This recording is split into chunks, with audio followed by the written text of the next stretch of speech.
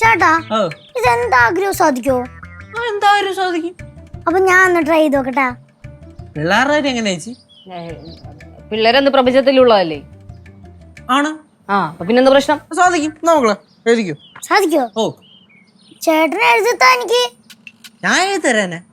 ആ നിന്റെ ആഗ്രഹം നീ വേണോ എഴുതാൻ? അപ്പൊ എഴുതുമ്പോ തെറ്റിപ്പോയ എന്ത് ചെയ്യും? തെറ്റിപ്പോയ എന്തിനീ ഒന്നും ചെയ്യില്ല.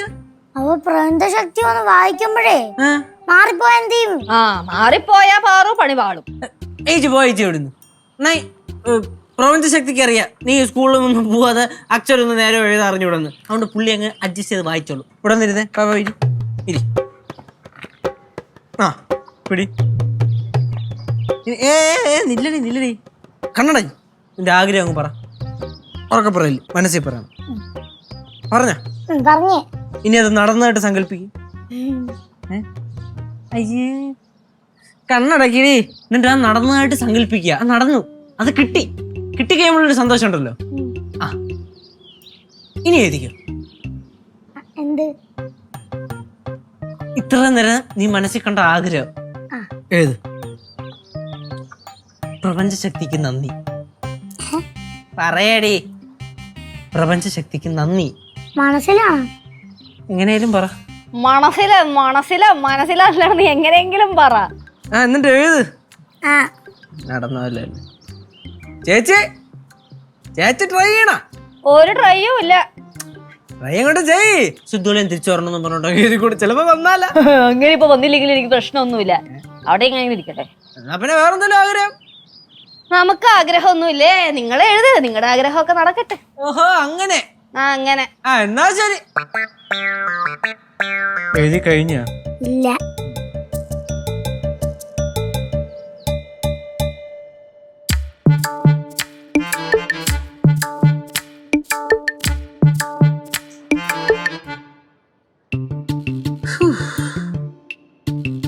ഈ ബുക്കൊക്കെ എഴുതി തീർക്കാൻ എത്ര നാളെടുത്ത് കാണുമല്ലേ? എന്തായാലും വായിച്ചു തീർക്കാൻ അതിൽ കൂടുതൽ സമയം പിടിക്കും, അത് ഉറപ്പാണ്. എന്തായാലും വായിച്ചു തീർക്കണം, കുറെ ഉണ്ട്.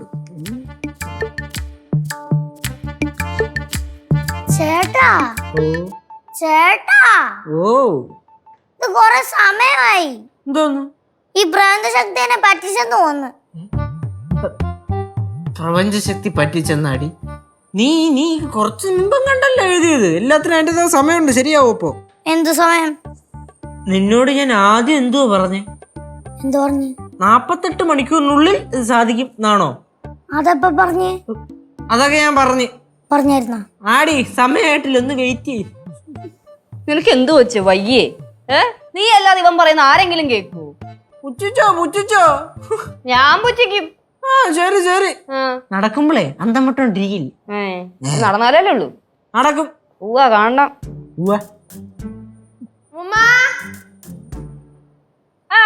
ഷോപ്പിംഗ് ഒക്കെ കഴിഞ്ഞ് എത്തിയാ? പോയപ്പോ കൂടെ ഒരാളും കൂട്ടിട്ടായിരുന്നല്ലോ. അമ്മായി എന്തി? അമ്മായിയുടെ ഫ്രണ്ടിനെ കാണണമെന്ന് പറഞ്ഞു പോയി ആ വഴിക്ക്. എന്റെ ചേച്ചി, മനുഷ്യന് കട കയറി ഇറങ്ങി മടുത്തങ്ങ്. ഇങ്ങനെയുണ്ടോ? നീ കേക്ക്, ഒരു കടയിൽ കയറും, ഒരു സാധനം എടുക്കും, നോക്കും, ഇങ്ങനെ തിരിച്ചു മറിച്ചു നോക്കും, അവിടെ വെക്കും. 2 റൗണ്ട് നടക്കും, വീണ്ടും അവിടെ തന്നെ വരും, വീണ്ടും അതേ സാധനം എടുക്കും, തിരിച്ചു ഇങ്ങനെ നോക്കും, അവിടെ വെക്കും. എനിക്ക് അവസാനം ഭ്രാന്തെടുത്തു പോയി. എനിക്ക് ഇടയ്ക്കിടയ്ക്ക് ഭ്രാന്ത് കയറാറുണ്ട്. അതുകൊണ്ടല്ലേ ഞാനിപ്പോ പോവാത്തെ. എന്റെ മോളെ നടന്നുണ്ടല്ലോ മനുഷ്യന്റെ ചെരുപ്പ് തെയ്യും. അയ്യോ, ഞാനിന്ന് അനുഭവിച്ച്. നിനക്ക്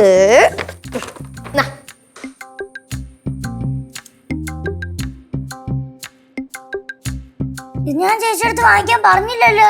അതിപ്പോ നീ പറയേണ്ട ആവശ്യമൊന്നുമില്ല. നീ മനസ്സിൽ എന്താ ആഗ്രഹിക്കുന്നെന്ന് എനിക്ക് ഇവിടെ കത്തും.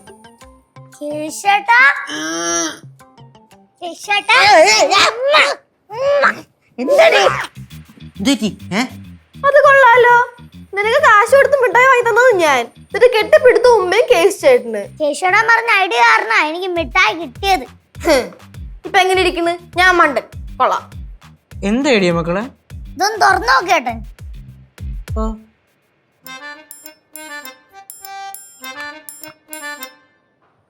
എന്തോടെ അതിനകത്ത്?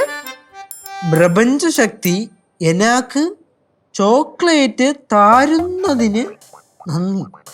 ചേട്ടാ, ഇതിങ്ങനല്ല വായിക്കേണ്ടത്. പ്രപഞ്ച ശക്തി എനിക്ക് ചോക്ലേറ്റ് തന്നതിന് നന്ദി. ഇങ്ങനെയാടി എഴുതണേ?